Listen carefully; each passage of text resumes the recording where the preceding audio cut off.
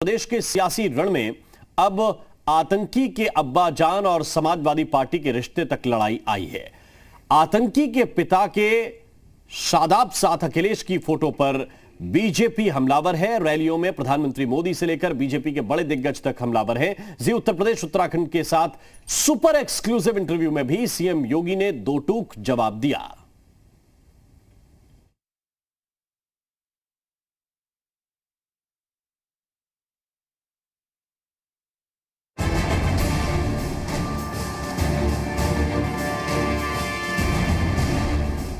UP चुनाव में आतंक पर शुरू हुआ घमासान तीसरा चरण खत्म होने के बाद और बढ़ता नजर आ रहा है। प्रधानमंत्री मोदी ने हरदोई में बोलते हुए अहमदाबाद बम धमाकों के दोषियों का जिक्र करते हुए इशारों में समाजवादी पार्टी पर बड़ा हमला किया। यहां समाजवादी पार्टी का जो चुनाव सिंबल है ना, उनका चुनाव का निशान है ना, तो शुरू में जो बम धमाके हुए वो सारे के सारे बम धमाके उन्होंने बम साइकिल पे रखे हुए थे। अब देखिए, साइकिल पे बम रखे हुए थे और जहां लोग सब्जी वगैरह खरीदने के लिए आते हैं वहीं साइकिल पार्क करके चले गए थे और एक समय चारों तरफ ये साइकिलों पर रखे हुए बम धमाके फूटे। ये लोग बाटला हाउस एनकाउंटर में आतंकवादियों के सफाए पर आंसू बहाते हैं। ये लोग किसी दिन भारतीय सेना का अपमान करते हैं, किसी दिन पुलिस को बेइज्जत करते हैं, जबकि हमारी सरकार ने नेशनल वॉर मेमोरियल और नेशनल पुलिस मेमोरियल बनाया है। हम हर शहीद का सम्मान करते हैं। इतने वर्षों तक मैं इसलिए चुप रहा क्योंकि अहमदाबाद ब्लास्ट केस की सुनवाई चल रही थी। आज जब अदालत ने आतंकियों को सजा सुना दी है तो मैं अब विषय को देश के सामने उठा रहा हूं। समाजवादी पार्टी प्रमुख अखिलेश यादव ने पीएम मोदी के हमले का जवाब दिया। अखिलेश यादव ने ट्वीट किया, खेत और किसान को जोड़कर उसकी समृद्धि की नींव रखती है हमारी साइकिल। सामाजिक बंधनों को तोड़ बिटिया को स्कूल छोड़ती है हमारी साइकिल। महंगाई पर उसका असर नहीं, वो सरपट दौड़ती है हमारी साइकिल। साइकिल आम जनों का विमान है, ग्रामीण भारत का अभिमान है। साइकिल का अपमान पूरे देश का अपमान है। इसके बाद अखिलेश यादव ने बाराबंकी की रैली में एक बार फिर पलटवार किया। अखिलेश ने दावा किया कि बीजेपी हार के डर से घबरा गई है। तो बीजेपी के लोग घबरा गए हैं और घबरा करके क्या बातें कर रहे हैं, जिनका कोई संबंध नहीं उत्तर प्रदेश से, उन बातों को रख रहे हैं। इसलिए हम आपसे विशेष अपील करके जा रहे हैं, आप इनके भाषण सुन लीजिए, इनके नेताओं के चेहरे देख लो, इनके चेहरों से पता लगता है इनकी सरकार बनने वाली नहीं है। सीएम योगी आदित्यनाथ ने भी अपराध और आतंक के मुद्दे पर समाजवादी पार्टी को घेरा तो अखिलेश यादव ने बुलडोजर बाबा कहते हुए सीएम योगी पर तंज कसा। अगर आपकी सरकार सत्ता में फिर से आती है तो ये आतंकवादी और आतंकवादियों से रिश्तों, जिसकी बात अभी आप कर रहे हैं कि संबंध जग जाहिर है, तो क्या इस मामले में कोई कार्रवाई करेंगे, गहनता से जांच करवाएंगे रिश्तों को? देखिए, मैं क्या कह रहा हूँ ना, मैं तो बार बार इस बात को कहता हूँ। हमने 2017 में जब भारतीय जनता पार्टी की डबल इंजन की सरकार प्रदेश में बनी थी, हमने अपने लोक कल्याण संकल्प पत्र में अपराध और अपराधियों के प्रति जीरो टॉलरेंस की नीति के तहत कार्रवाई करने की बात की थी। हम लोगों ने की और हम लोगों ने अपराधी हो या कोई माफिया, उसका चेहरा नहीं देखा, उसका मत और मजहब नहीं देखा है। कठोरता से ऐसे तत्वों से कानून के दायरे में लाकर के उसके खिलाफ कार्रवाई भी की। आज एक प्रतिष्ठित अखबार ने कहा है कि हमारे उत्तर प्रदेश के मुख्यमंत्री बुलडोजर बाबा हैं। बताओ, एक देश का और प्रदेश का सबसे प्रतिष्ठित अखबार योगी बाबा न कह करके उन्हें बुलडोजर बाबा कह रहा है, तो इस पर उन्हें तकलीफ होनी चाहिए कि खुशी होनी चाहिए? यूपी के चुनावी रण में मतदान के अभी केवल तीन चरण पूरे हुए हैं। 4 चरणों का मतदान होना बाकी है। सीटों के लिहाज से देखें तो 220 से ज्यादा सीटों पर अभी मतदान होगा। अब देखना है कि आने वाले चरणों में आतंकवाद के मुद्दे पर सियासत क्या रूप लेती है। ब्रह्म प्रकाश दुबे, विशाल पांडे, वैभव परमार के साथ ब्यूरो रिपोर्ट, जी मीडिया। इसी पर चर्चा करने के लिए हमारे साथ इस वक्त 3 खास मेहमान हैं। पल्लवी सिंह हमें ज्वाइन कर रहे हैं, भारतीय जनता पार्टी की प्रवक्ता है। पल्लवी जी, बहुत बहुत स्वागत है आपका। महेश चौरसिया जी हमारे साथ जुड़ रहे हैं, समाजवादी पार्टी के नेता हैं, बहुत बहुत स्वागत है महेश चौरसिया जी। अजरा मुबीन जी हमें ज्वाइन कर रहे हैं, मुस्लिम स्कॉलर हैं, सामाजिक कार्यकर्ता हैं, बहुत बहुत स्वागत है अजरा मुबीन जी आपका भी। सबसे पहले पल्लवी सिंह जी, ये विषय जो मुख्यमंत्री योगी उठा रहे हैं, प्रधानमंत्री भरी सभा में मंच से उठा रहे हैं, अखिलेश यादव कह रहे हैं कि उत्तर प्रदेश के संदर्भ में प्रासंगिक नहीं है।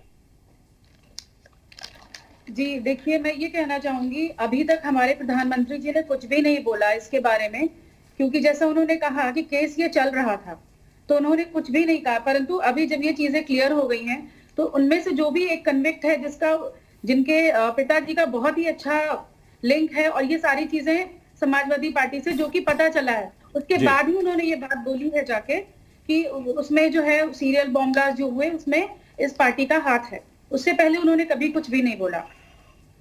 जी जी ठीक, तो आप इस तस्वीर को आधार बना रही, मैं चौरसिया जी से इसका जवाब ले लेता हूं। चौरसिया जी क्या कहेंगे? नमस्कार भाई साहब, ऐसा कुछ नहीं है। योगी जी अखिलेश जी की अगर तुलना करते हैं हम, तो विकास के मामले में योगी जी कहीं भी नहीं उनके बराबर पहुंच पा रहे हैं। अखिलेश जी को जनता पसंद कर रही है। इस बार चुनाव में जो पश्चिमी यूपी चुनाव में हुआ है, पश्चिमी यूपी में चुनाव हुआ है, वहां पर समाजवादी पार्टी बहुमत से, मतलब आंधी तूफान की तरीके से निकल रही है। ये घबरा गए हैं, इनके पास कुछ बचा नहीं है। अब ये अनर्गल आरोप लगा रहे हैं, ये मुद्दों को भटका करके जनता का ध्यान बटाना चाहते हैं और कुछ नहीं है। सरकार बनने जा रही, जनता समाजवादी पार्टी के साथ है और ऐसा कुछ है नहीं। ये सिर्फ और सिर्फ माहौल बनाया जा रहा है। और ये गुजरात में ब्लास्ट कब हुआ था, रिजल्ट अब आ रहा है। कर्नाटक में हिंदुत्व हिजाब विवाद अब आ रहा है। यूपी को लेकर कोई बात नहीं हो रही, यूपी के चुनाव को लेकर कोई बात नहीं हो रही, यूपी की जनता को लेकर के कोई बात नहीं हो रही है। ये सिर्फ और सिर्फ ध्यान भटाने के लिए किया जा रहा है। समाजवादी पार्टी जो है अदालत ने फैसला सुनाया, अखिलेश जी मुख्यमंत्री बनने जा रहे हैं, उसको कोई नहीं रोक पाएगा क्योंकि जनता साथ में है। पार्टी की सरकार आई है तब से सिर्फ विकास हो रहा है, तो लोग ये देख रहे हैं विकास तो हो ही रहा है, साथ में दंगे भी नहीं हुए। 2013 में जैसे दंगे हुए थे, उसके बाद अगर मैं बात करूं, जब से भाजपा की सरकार आई है उसके बाद से दंगा मुक्त हो चुका है हमारे प्रदेश में। ना ही कोई दंगा हुआ है, अपराध माफिया सब डरने लगे हैं। जिस तरीके से उनको पकड़ पकड़ के जेलों में डाला जा रहा है, तो उससे हमारी जो जनता है वो बहुत ही खुश है। और बिल्कुल भी ऐसा नहीं है कि वो विकास में सिर्फ इसकी बात नहीं करे। कोई भी ऐसा क्षेत्र उठा लीजिए जहां पे भारतीय जनता पार्टी ने विकास नहीं किया हो। ठीक है, लेकिन चौरसिया जी आप ही एक बात कह रहे थे अभी कि अभी नतीजे आ रहे हैं, तो फैसला तो अदालत केस को एग्जामिन करने के बाद ही करेगी ना।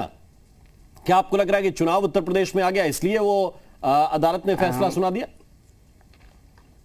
जी देखिए, देश इस समय बहुत ही गंभीर उसमें जा रहा है, मतलब लोगों के कब्जे में जा रहा है। देश में अगर इस समय अखिलेश सरकार नहीं आई तो ये लोग क्या कर लेंगे, बीजेपी के लोग, कोई कुछ कह नहीं सकता है। बीजेपी की मानसिकता है कि सिर्फ और सिर्फ 2-4 घरानों को बढ़ावा दो, उनसे अपना मैनेज करो, उससे राज करो, और कुछ भी नहीं है। और बच्ची बात विकास की कह रही थी मैडम, तो विकास यूपी में खाली बातें हुई हैं, ना कहीं स्कूल बने हैं, ना कहीं अस्पताल बने हैं, ना कहीं सड़कें बने हैं। और जो सबसे ज्यादा दुखी हैं इस देश में किसान, गांव-गांव में लोग रात भर जग करके किसानी अपना खेती बचाते हैं।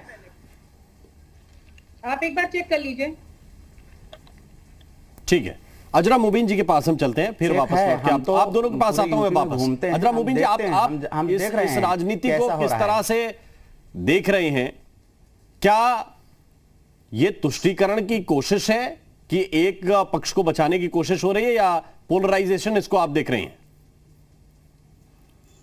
बिल्कुल ये ध्रुवीकरण किया जा रहा है और बात होनी चाहिए विकास की, बात होनी चाहिए एजुकेशन की, बात होनी चाहिए स्वास्थ्य की। इस पर कोई चर्चा नहीं हो रही है और जिस तरीके से किसी पार्टी को लेकर के ये कह देना कि इनके लिंक जो हैं वो आतंकवादियों से, तो मुझे लगता है थोड़ा सी हास्यास्पद होगा, क्योंकि जनता ये देख रही है कि मुद्दे की बात ना हो करके अब आखिरी पत्ता खेला जा रहा है इस तरीके का कि आप किसी को किसी से कनेक्ट कर दे। तो ये मेरे ख्याल से बहुत ही दुर्भाग्य की बात है कि इस तरीके की अगर माननीय मोदी जी भी बात करते हैं तो मुझे नहीं लगता कि ये एक गरिमामयी पद पर होते हुए इस तरीके से आपके पास विकास की बात नहीं, आप पब्लिक को डाइवर्ट करने की इस तरीके की बात कर रहे हैं। लेकिन जनता जान रही है, ये 10 मार्च तक सब क्लियर हो जाएगा, क्योंकि जनता को भी चाहिए चेंज, बदलाव चाहती है जनता उठ चुकी है और इन सारे खेलों को समझ चुकी है। अब जनता किसी भी चीज में नहीं आ रही है, वो सिर्फ अगर बात करती है तो मुद्दों की बात करती है। मुद्दे हैं उसके स्वास्थ्य के, कि आपका स्वास्थ्य क्या है, आपने क्या डेवलपमेंट किया है, आपने क्या एजुकेशन में किया है। तो यहाँ पर देखिए सारी ही चीजें चरमरा गई हैं। एजुकेशन को लीजिए, जो मिडिल क्लास फैमिली है, जो हाई क्लास फैमिली है, उनके बच्चे ऑनलाइन क्लासेस कर रहे हैं। आप जरा गांव में निकलिए, आप जरा गरीब तबके में निकलिए, उनके बच्चे 3-3, 2-2 साल से बैठे हुए, वो बच्चे स्कूल नहीं जा रहे हैं। तो बताइए कितने दुर्भाग्य की बात है कि इस पर विचार नहीं हो रहा, इस पर कोई बात नहीं करने को तैयार है। आप लंबी लंबी बातें करते हैं कि हमने विकास कर रखा है, कहां विकास दिख रहा है? पल्लवी सिंह जी इसका जवाब देंगे। पल्लवी जी बोलिए। ठीक, पल्लवी जी अपनी बात रख रहे हैं। ठीक, अजरा जी 1 सेकंड रुक जाइए। पल्लवी जी बोलिए। जी, ऑनलाइन शिक्षा की आप बात कर रहे हैं। देखिए, ऑनलाइन शिक्षा हमेशा से, ऐसा नहीं है कि जब से भारतीय जनता पार्टी सत्ता में आई तब से ऑनलाइन चल रहा है आपकी शिक्षा। ये कोरोना की वजह से इस चीजों को चेंज किया गया, जिसकी वजह से ऑनलाइन में आया और हर जगह कोशिश करी जा रही है, गांव, कस्बों, शहरों में, कि जहां नहीं मुहैया है, जहां पे उनके पास स्मार्टफोन नहीं है, एक ऐसी जगह पे स्क्रीन लगाई जाए जहां पे जाके गांव के बच्चे एक साथ पढ़ सके, या गांव के जो भी हमारे शिक्षक हैं जो पढ़ाते हैं। उन बच्चों का क्या करेंगी आप बताएं? वो 2 साल जो बच्चे देखिए, जहाँ हर जगह पे उन बच्चों का क्या बताएंगे? उनका जब मैं अपने गांव का एग्जांपल दे रही हूँ। मेरे गांव के जो प्रधान है उनको बोला गया है, जगह जगह उन्होंने स्क्रीन लगाई है, वहां जाके ग्रुप में बैठ के बच्चे पढ़ते हैं, क्योंकि सभी बच्चों को स्मार्टफोन दिलाना पॉसिबल नहीं है।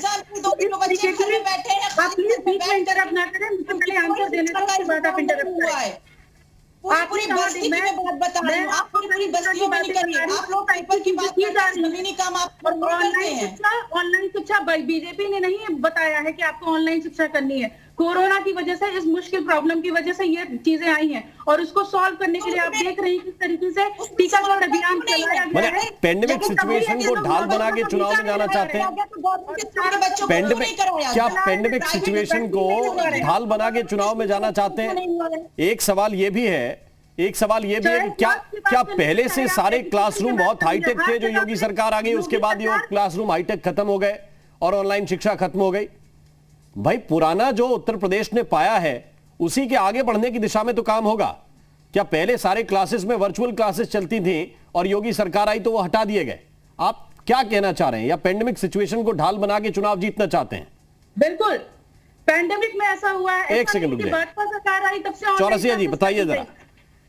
पेंडेमिक सिचुएशन की बात ये है कि सभी को समानता ऐसा नहीं है। जब आज के समय कोरोना काल में जब बाजारें खुल गई हैं और अस्पताल खुल गए हैं, जब सब चीजें खुली हैं, तो सिर्फ स्कूल ही क्यों बंद किए जा रहे हैं?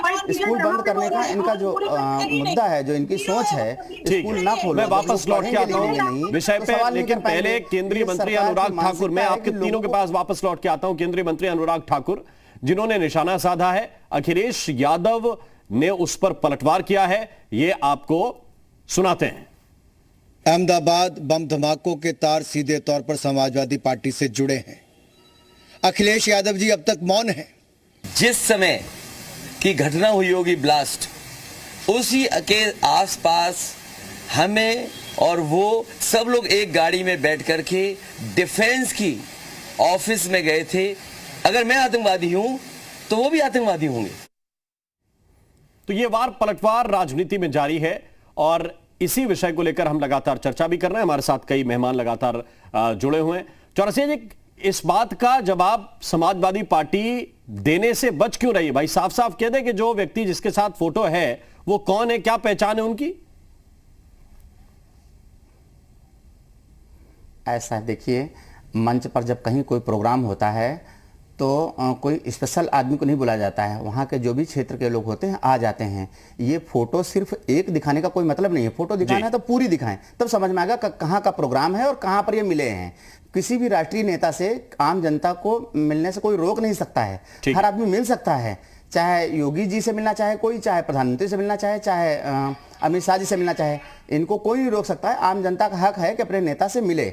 अब ये पूरी फोटो क्लियर करें कि ये कहाँ की फोटो है और कब की फोटो है, इसमें कौन कौन है, तब तो जाके क्लियर हो। और बची बात ये साइकिल को निशाना बना रहे हैं, साइकिल को निशाना बनाने से कुछ नहीं होगा। साइकिल ही एक ऐसी जरूर चीज है जो इंसान जब भी दुनिया में पैदा होता है सबसे पहली अगर उसकी सवारी होती है वो साइकिल ही होती है। और साइकिल से इतनी खुशी मिलती है उसको कि उतनी उसको विमान में उड़ने से खुशी नहीं मिलती होगी। इसलिए साइकिल तो ना रुकेगी, साइकिल चल रही है। ये सब नए नए मुद्दे, नए नए बहाने चुनाव के समय बनाए जा रहे हैं, जान रहे हैं कि हार रहे हैं। और एक फोटो को आधार बना के आप लोग बात का पतंगल बना रहे हैं क्या इनके पास? पल्लवी सिंह जी, एक फोटो को आधार बना के आप लोग बहुत बात को बढ़ा चढ़ा के पेश कर रहे हैं। नहीं है जी नहीं, बिल्कुल ये गलत बात है। देखिए, जो भी कन्विक्ट हैं उनके पिताजी के डायरेक्ट कनेक्शन मिले हैं समाजवादी पार्टी से। ऐसा नहीं है कि मंच पे कोई भी चढ़ जाता है, मंच पे कोई भी चढ़ के फोटो नहीं खिंचा सकता है। मंच पे जो विशेष व्यक्ति हैं वही लोग चढ़ते हैं। हाँ ठीक है, योगी जी से आप मिल सकते हैं, पर ये नहीं कि आप मंच पे जाके मिलेंगे। आप नीचे आ रहे हैं, आप किसी से भी, वो जनरल नॉर्मल किसी से भी आराम से मिल लेते हैं, पर मंच पे विशेष व्यक्तियों को ही रखा जाता है। आप सभी जानते हैं, उनके लिए ये स्पेशल अरेंजमेंट किए जाते हैं अलग से मंच पे। और रही बात फोटो को आधार बनाने की, बिल्कुल गलत बात है, क्योंकि जैसे कि आपने पढ़ा है और अदालत ने भी बोला, उनमें जो कन्विक्ट है उनके पिताजी के बहुत ही स्ट्रॉन्ग कनेक्शन है समाजवादी पार्टी से। चौरसिया जी बताइए। की बात नहीं, ऐसा कोई नाम चर्चा में अभी तक नहीं था। इन आदमी को कोई नहीं जानता था अभी तक। ये कल से दिखाना शुरू किया है जब से ये फैसला आया है। ये सिर्फ चुनाव के समय देख रहे हैं कि अब कुछ बचा नहीं, आप गलत कह रहे हैं। अब कुछ भी बचा नहीं है, चुनाव हार रहे हैं। ये आधार बना करके इसको बहाने से कमजोर करना चाहते हैं।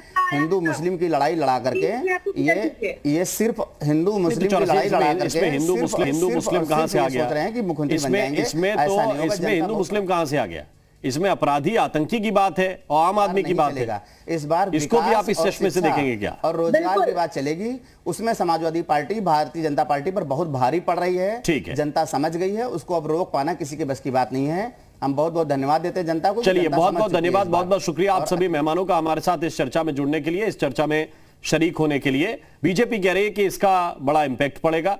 ये विषय जनता को समझना चाहिए, जानना चाहिए जनता को, उसके आधार पर फैसला लेना चाहिए किस पार्टी को चुने। समाजवादी पार्टी कह रही है कि यह गैर जरूरी मसला है जिसको बीजेपी उठा रही है। वक्त